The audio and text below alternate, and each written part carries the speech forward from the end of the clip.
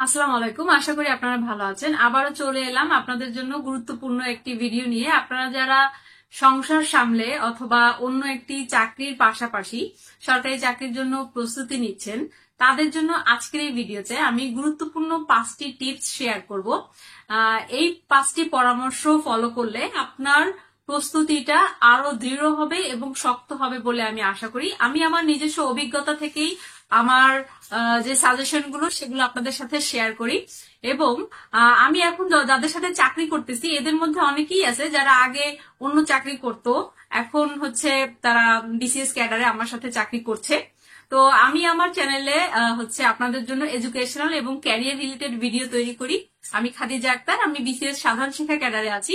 আমার ভিডিওগুলো আপনারা যারা নতুন দেখছেন, আপনাদের ভালো লাগলে অবশ্যই সাবস্ক্রাইব করে আমার চ্যানেলের সঙ্গে থাকবেন। প্রথমত আপনারা যেটা করবেন, আপনারা যারা চাকরি বা সংসার সামলে সরকারি চাকরির জন্য প্রস্তুতি নিচ্ছেন, আপনারা আপনাদের প্রত্যেকটা মিনিটকে কাজে লাগানোর চেষ্টা করবেন। অর্থাৎ আপনি হয়তো অফিসে চাকরি করতেছেন, সেখানে আপনি খুব বেশি একটা সময় পান না, কিন্তু সেটা যদি মানে আধা ঘন্টা কিংবা 45 মিনিটস হয়, বেশি হলে তো ভালো, সেই সময়টাকেও আপনি হচ্ছে কাজে লাগানোর চেষ্টা করবেন। আপনি আপনার হাতে একটা শীট রাখবেন বা মোবাইলে যে কোনো ফাইল ফোল্ডার রাখবেন।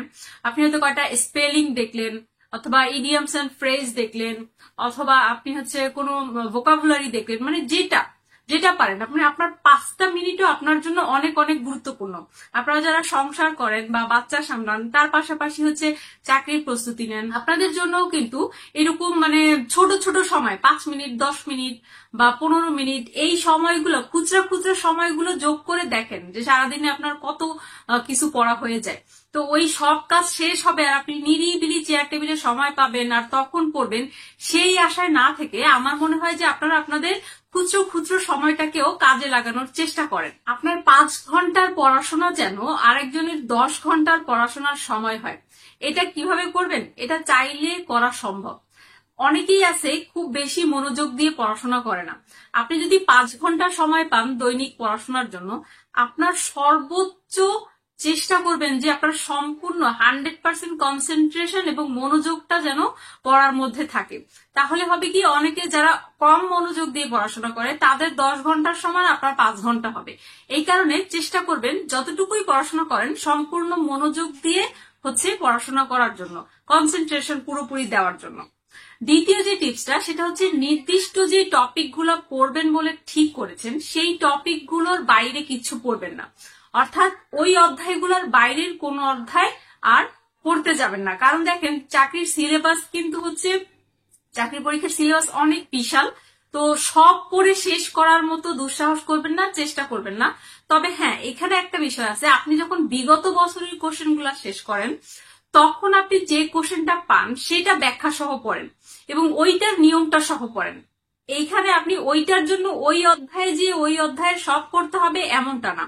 আপনি শুধু ওই রিলেটেড যে রুলসটা আছে সেটা শিখে যান। যখন প্রিপারেশন নিতে থাকি চাকরি বাকরির জন্য, তখন আমরা কিন্তু 2টা স্টেজ মানে পার করি। প্রথম স্টেজটা হচ্ছে পড়ার স্টেজ, আর দ্বিতীয় স্টেজটা হচ্ছে রিভিশন স্টেজ। আপনি কোন স্টেজে আছেন? পড়ার স্টেজটা হচ্ছে যে আপনি প্রতিদিন কিছু সিলেবাসের টপিক শেষ করেন এবং পাশাপাশি পরীক্ষা দেন, প্রতিদিন নতুন কিছু টপিক শেষ করেন। আর রিভিশন স্টেজটা হচ্ছে আপনার পুরো সিলেবাস একবার অন্তত শেষ হয়েছে, আর এখন আপনি শুধু রিভিশন দেন আবার পরীক্ষা দেন, রিভিশন দেন আর পরীক্ষা দেন। এই 2 স্টেজের মধ্যে আপনাকে দ্বিতীয় স্টেজ অর্থাৎ রিভিশন স্টেজে খুব দ্রুত যেতে হবে। পড়ার স্টেজে খুব বেশি সময় থাকা যাবে না। যারা দ্রুত সময়ের মধ্যে রিভিশন স্টেজে চলে যেতে পারবেন এবং ওই স্টেজে আপনি যত বারবার রিভিশন দিবেন এবং পরীক্ষা দিবেন, তত কিন্তু আপনার প্রস্তুতিটা শক্ত হবে।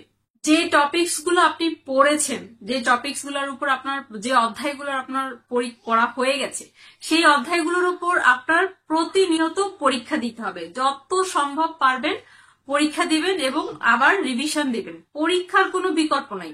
আপনি যত বেশি মডেল টেস্ট দিবেন, সেটা মোবাইলে দেন বা বইতে দেন, যেভাবেই দেন, যত বেশি পরীক্ষা দিবেন তত বেশি কিন্তু আপনি 4টার মধ্যে একটা দেখে উত্তর করতে পারবেন। অনেক সময় হচ্ছে যে আমরা যেটা করি যে পড়ার বেশি মানে ভাবি যে অধ্যায় শেষ হয়ে নেই, সিলেবাস শেষ করে নেই, তারপর পরীক্ষা দিব, এখন পরীক্ষা দিলে তো পারবো না। কিন্তু আমার কথা হচ্ছে না, আপনি যতটুকু শেষ করছেন ততটুকুর উপরে পরীক্ষা দেন। পরীক্ষা দেওয়ায় কখনো গাফিলতি করবেন না। আপনি যে টপিকে দুর্বল মানে যে সাবজেক্টে দুর্বল সেই সাবজেক্টে মোটামুটি বা এভারেজ নম্বর তোলার টার্গেট করেন। হয়তোবা আপনি বাংলা কিংবা ইংরেজি যেই সাবজেক্টে আপনি হচ্ছে দুর্বল সেই সাবজেক্টে আপনি খুব ভালো বা ভালো করবেন এইরকম না, মানে এভারেজ একটা নাম্বার তুলবেন, সেই টার্গেটে পড়েন। আর অন্যগুলোতে হচ্ছে অনেক ভালো করবেন, খুব ভালো করবেন, সেই ধরনের টার্গেট রেখে পড়াশোনা করেন। প্রত্যেকেরই কিন্তু কোনো না কোনো সাবজেক্টে দুর্বল থাকে। হ্যাঁ, তো আমার যেমন আমার গণিতে একটু ভয় ছিল, তো এই কারণে আপনি যেটা দুর্বল সেটা নিয়ে মাথা ঘামায় পড়ে থাকবেন না, সেটাই মোটামুটি এমন একটা প্রিপারেশন নেবেন যাতে এভারেজ নম্বর তুলে উঠে আসে আর কি। তো এই কারণে এই যে প্রিপারেশন গুলো আপনাদের সামনে বললাম, এই টিপস গুলো হচ্ছে আপনারা যদি ফলো করে এই প্রিপারেশন নেন, তো আশা করি আপনারা হচ্ছে আপনাদের প্রস্তুতিতে অনেক দৃঢ় একটা প্রস্তুতি নিতে পারবেন। আর আপনাদের হচ্ছে কমেন্টস গুলো আমাকে জানাবেন, আমি চেষ্টা করব উত্তর করার জন্য। ধন্যবাদ সবাইকে, ভালো থাকবেন।